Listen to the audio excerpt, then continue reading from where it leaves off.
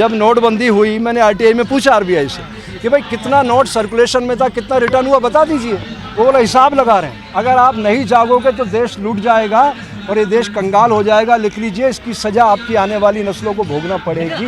गौतम अडानी को आज नहीं तो कल जेल आना पड़ेगा, आना पड़ेगा, आना पड़ेगा। हम गंदी नाली के कीड़े रहना चाहते हैं। दुनिया तो कहाँ पहुँच चुकी है ड्रोन पे। हम वही हिंदू, मुस्लिम, सिख, ईसाई, जैन, यहूदी, पारसी, बौद्ध, इसी में उलझे पड़े हैं। ये मंदिर, मस्जिद, गिरजा, गुरुद्वारे मानव सभ्यता के लिए बनाए गए थे, लड़ाई झगड़ों के लिए नहीं। दुनिया में सर्वाधिक पॉर्न साइट देखने वाले लोग भारत के लोग हैं। हमसे वो लोग अच्छे जो नंगे घूमते हैं, लेकिन उनका चरित्र कितना उज्जवल है। बहन बेटियों के साथ बलात्कार नहीं होते। जब तक महिला और पुरुष बराबरी के सहभागी नहीं बनेंगे, 50% भागीदारी लोकसभा में उनकी नहीं आएगी, भारत एक सच्चे लोकतंत्र में तब्दील नहीं हो सकता। लिख लीजिए आप एक ही प्रश्न को बार बार लेके आ जाते। ये सब बोल चुका हूँ मैं। अरे वो दोनों जो हैं बिजनेस पार्टनर हैं। शेरा उसका है, गौतम अडानी का। सब पैसा वो ये देखता। तभी तो चुनाव पे अरबों रुपए खर्च करता है। तभी तो इसने सारी एजेंसियों को लगा करके सारे जितने विपक्षी दल हैं उन पर सारी एजेंसियों की रेड गिरवा दी। तभी तो नोटबंदी करवाई। ये सारा खेल आपको दिख नहीं रहा है? तो बार बार यही प्रश्न करोगे? कोई ऐसे प्रश्न करो जो मैं नई बात कह सकूं। ये सब तो मेरे YouTube पर अवेलेबल है। ये जो लोन मिले हैं अडानी को, इसके पीछे कौन जिम्मेदार है? मुझे एक बात बताइए, एक सिस्टम हम बनाते हैं, उसमें क्या उद्देश्य होता है? समाज की बेहतरी का। गवर्नमेंट की योजना होती है कि भाई उद्योगों को बढ़ावा दिया जाए, राइट? अब आप एक आम नागरिक हैं, आप अपने लिए गाड़ी खरीदना चाहते हैं। बात समझिएगा, आप गाड़ी खरीदना चाहते हैं, 10 लाख रुपए की गाड़ी पे कितना लोन मिलता है? 90% लोन मिल जाता है ना। 9 लाख रुपए मिल गए। अब यही गाड़ी अगर आप सरकारी कागज़ में अपनी 1 करोड़ की बता दें तो कितना लोन मिल गया? 90 लाख। गाड़ी कितने की थी? 10 लाख की। 80 लाख जेब में रख के आप मस्ती से घूमोगे ना, तो आपका साथी कहेगा ए अडानी मेरे ऊपर 50 लाख खर्च। अरे भाई साहब 60 लाख खर्च हुए, तो कितनी देर लगाएगा वो? परिश्रम से जो आदमी पैसा कमाता है ना, वो 1-1 रुपए का हिसाब रखता है। इन्होंने चुनाव, इन्होंने एक पूछो ना, बीच में कंट्रास्ट, एक आदमी के चुनाव का खर्च का हिसाब आपके पास हिसाब है? ये हिसाब दे रहे हैं? आप बताइए मुझे, एक सांसद बनने के लिए कितनी उसकी लिमिट है? कितना पैसा खर्च कर सकता है वो? इनकी रैलियों का हालत देख रहे हो आप? इनके खर्चे देख रहे हो आप? कोई हिसाब है आपके पास इनका? किसी एजेंसी के पास है? एक मशीन की जो क्षमता होती है 5000 वोट की, वोट गिर रहे हैं 5000 ही, और मतदाता था वहाँ पे 1200, 3800 वोट एक्स्ट्रा गिरे। उसका कोई हिसाब है आपके पास? कोई चुनाव आयोग जवाब दे रहा है आपको? बताइए आप। अडानी से पहले तो इन लोगों को जेल में डालना चाहिए जो लोग इसमें लिप्त हैं। तो अब इनको डालेगा कौन? सिस्टम में तो ऐसे लोग बैठे हुए हैं ना। आप एक बात बताइए, सिस्टम में जो सिस्टम ऑपरेट कर रहा है, जब वही बेईमान है, तो आप ईमानदारी की उम्मीद समाज से कैसे करते हैं? क्या भूमिका है इसमें पूरे मामले में? आरबीआई की भूमिका देख नहीं रहे। उसने तो हमें ही नहीं बताया कि हमने नोट कितने सर्कुलेट किए थे और कितने वापस आए। मैं आरटीआई में पूछता रह गया। जब नोटबंदी हुई मैंने आरटीआई में पूछा आरबीआई से कि भाई कितना नोट सर्कुलेशन में था, कितना रिटर्न हुआ, बता दीजिए। वो बोला हिसाब लगा रहे हैं। अरे एक नोट का जिस कंपनी के पास हिसाब होता है, वो नोटों का हिसाब ही लगाती रही। अरे बैंक में हमारे ज़माने में अगर जब मैनुअल पे काम करते थे लोग, 10 पैसे का हिसाब नहीं मिलता था, सारा स्टाफ बैंक में रुक जाता था कि 10 पैसा कागज़ में कहाँ गया। पेपर जेब से तो कोई भी निकाल के रख देगा, लेकिन पेपर पे वो 10 पैसा कहाँ? जब तक 10 पैसा नहीं मिलता था, सारा बैंक का स्टाफ खड़ा रह जाता था। और हमारा कितना पैसा मार्केट से गया, आज तक कोई जवाब देने वाला नहीं मिला। मैंने सूचना अधिकार में इनसे पूछा कि 1 रैंक 1 पेंशन में सैनिक 4 साल से जंतर मंतर पे बैठे हैं। प्रधानमंत्री कार्यालय कहता है हमें तो पता ही नहीं है साहब। मैं जंतर मंतर पे आया सैनिकों के पास कि वो तो कह रहे हैं हमें पता ही नहीं है। बोल रहे कमाल कर रहे, रोज तो मीडिया में आ रहा है। मैंने कहा वाह भाई वाह, आप मीडिया के भरोसे चलोगे तो फिर देश का कल्याण हो गया। तो मैं आप सबसे कहना चाहता हूँ, मीडिया पर्सन है आप, सोशल मीडिया के लोगों बड़े बनो, मेन स्ट्रीम मीडिया के पीछे मत पड़ो, मेहनत करो, अच्छे श्रोता बनो, अच्छे पाठक बनो। और अभी ऑनलाइन ये सारा बजट आया, इसको पढ़ो, वो क्या योजनाएं ला रहे हैं। और 8.5 साल में उन्होंने जितनी घोषणाएं की थी, उनमें से कितनी को जमीन पे उतारा, सब कंट्रास्ट है ना। उसको चेक करो, क्रॉस चेक करो। स्वामी जी, आपने बजट का जिक्र किया। इन बजट जो आते हैं ये हर साल, चाहे राज्य का हो या केंद्र का हो, इनका कोई मायने होते हैं सर? आपको तो दिख रहा है 80 करोड़ लोग झोला लेके घूम रहे हैं, यही तो मायने हैं इसके। देश की बहुसंख्य आबादी को धकेलना है नीचे, और फिर उनको रोटी दे करके, मतलब उनको क्या, मैं ऐसे अपशब्द बोल नहीं सकता, लेकिन मैंने उससे कपालभाति सीखी है। चित्कारी क्रिया सीखी है, उसके नाम लूँगा मैं, डॉग का, कुत्ता कहते हैं उसको हिंदी में, कुत्ता। तो ये जो कुत्ता होता है ना, वो स्वामी भक्त होता है, एक रोटी खिला दो अपनी जान दे देता है। तो ये सोच रहे इनको रोटी खिला करके हम इनके वोट ले लेंगे, लेकिन मेरा ये कहना है इससे एक अच्छे राष्ट्र का निर्माण नहीं होगा। एक अच्छे राष्ट्र के निर्माण के लिए मैं ये कहना चाहता हूँ, जो मैंने शुरुआत में कहा था, जागो रे, लूट रहा है देश, जागो रे। अगर आप नहीं जागोगे तो देश लूट जाएगा और ये देश कंगाल हो जाएगा। लिख लीजिए, इसकी सजा आपकी आने वाली नस्लों को भोगना पड़ेगी। अंधभक्तों को कैसे समझाया जाए? कौन अंधभक्त? अरे भाई, वो सब पेड़ से जुड़े हुए, उनको सबको तनखैया, कोई अंधभक्त नहीं है उनका, एक भी आदमी उनके साथ नहीं है, सब तनखैया आदमी उनके। जो हमारे, आप जब ये रिलीज़ करोगे तो जितने व्यूअर्स, जितने नीचे हमारे बारे में बोलेंगे ना, वो सब तनखैया लोग हैं। उन सब से मैं पूछता हूँ जिन्हें मैं जानता हूँ कि आप ऐसे शब्द मेरे बारे में लिख रहे हो, आपने मेरे अंदर क्या देखा? बोले स्वामी जी हमें तो पैसा मिल रहा है, पैसे के लिए लिख रहे हैं हम। अब आप बताइए, अब इस लेवल पे गिरावट आ चुकी है, ये नैतिक रूप से रीढ़ विहीन है, पैरों का विहीन है। आप यकीन जानिए, चारित्रिक कोई इनमें बल नहीं है, इनमें सारा धन का बल है और सत्ता का बल है, और ये दोनों बल इनके धराशायी हो जाएंगे।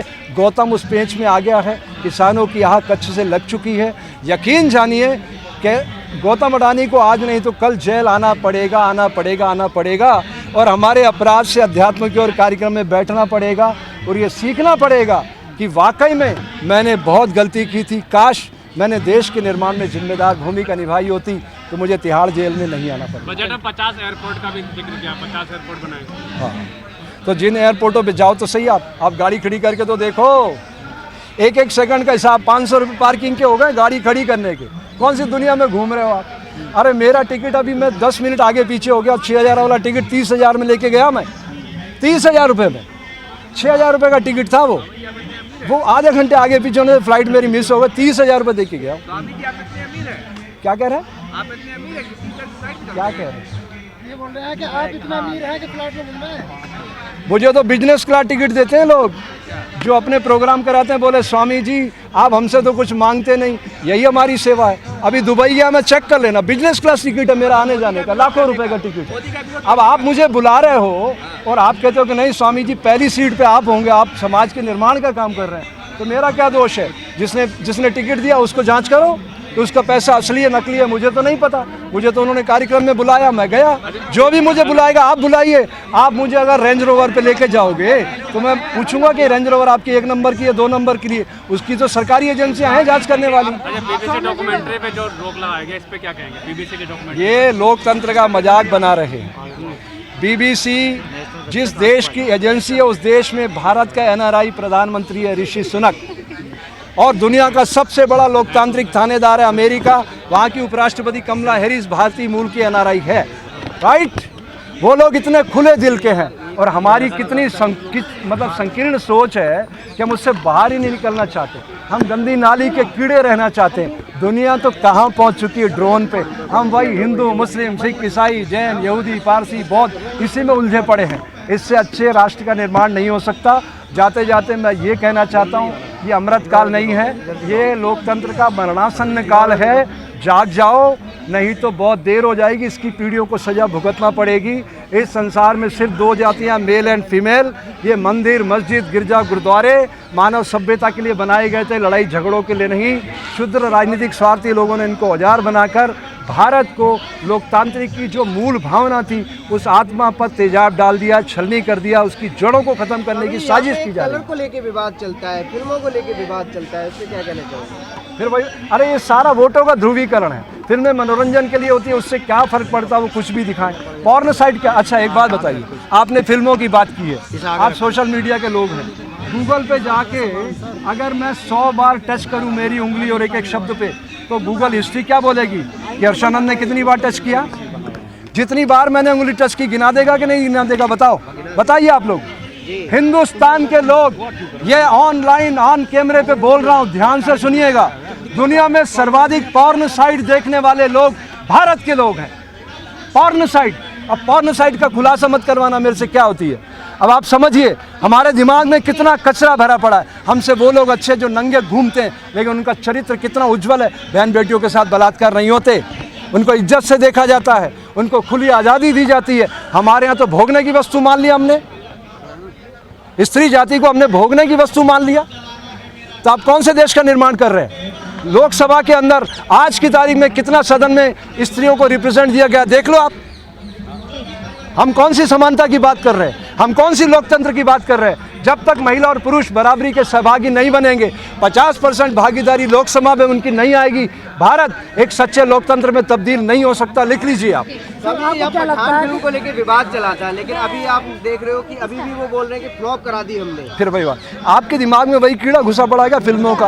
अरे फिल्मों से ऊपर उठ के राजनीतिक बात करो। अरे मैंने कह दिया मनोरंजन की बात है। मुगल गार्डन का नाम बदल दिया गया। हाँ, तो ये नाम बदलने में तो माहिर ना ये लोग। ये कर क्या रहे हैं? पिछले 8 साल से इन्होंने क्या किया है? क्या किया है? ये ठप्पा ही तो बदल रहे हैं। भारत का है कपड़ा और लगी मोहर जापान की। आगे क्या है? पिक्चरों में आता था ना, मनोज कुमार गाता था, जय बोलो बेईमान की जय बोलो। अरे मैं ये कहना चाहता हूँ, अगर देश को बदलना चाहते हो तो जितने बच्चे हैं 10 साल तक इनको शरीर, प्राण और विचार के मध्य संतुलन बनाने का प्रशिक्षण दिया जाए। इनके भीतर के विवेकानंद को जगाया जाए और ये जानेंगे कि मैं IITN बनने के बाद उच्च कोटि का इंजीनियर हूँ, मुझे IPS IAS नहीं बनना है, मुझे दुनिया को बदलना है। अभी तो हम जल के प्रति सामाजिक दायित्व बोध नहीं जगा पाए 75 सालों। सारा पानी हमने मार दिया, निर्जीव पानी पी रहे हैं हम सब। उसमें COD और BOD नहीं है, ना उसमें केमिकल ऑक्सीजन है, ना उसमें बायोलॉजिकल ऑक्सीजन है। इससे एक स्वस्थ समाज का निर्माण नहीं हो सकता। जब तक पंच महाभूत को आप जानोगे नहीं, उससे जुड़ोगे नहीं, तब तक कुछ भी बदलाव संभव नहीं है। जाते जाते मैं ये कहना चाहता हूँ, ये चंद लाइनें इस गुलिस्ता को लोकतंत्र में बदलने के लिए। हाँ से मंजिल का विश्वास बड़ा होता है, जीवन से भी जीवन का इतिहास बड़ा होता है। धरती के पन्नों पर हम कोटि नवयुग लिख जाए। ऐसा हम कर सकेंगे तो भारत एक सच्चे लोकतांत्रिक देश में बदल सकेगा, एक सक्षम देश बनेगा। भारत का जन जन अपने भीतर के सुप्त विवेकानंद को जगाएगा और प्रकृति की बगिया को गुलजार करेगा और आने वाली धरती पर दुनिया खुशहाली के गीत गाएगी। इन्हीं पवित्र भावनाओं के साथ ये जो मरणासन लोकतंत्र है ये अमृतकाल में बदले, इसी भावनाओं को लेकर मैं अपनी वाणी को विराम करता हूँ। जय हिंद, जय भारत। नेशनल दस्तक की आपसे गुजारिश है कि अगर इसको बचाना चाहते हैं तो नेशनल दस्तक को सब्सक्राइब करने के लिए रेड कलर के सब्सक्राइब बटन को दबाएं, फिर बेल आइकन की घंटी दबाएं। नेशनल दस्तक को बचाने के लिए बहुत जरूरी है कि हर खबर को शेयर करें, लाइक करें, कमेंट जरूर करें।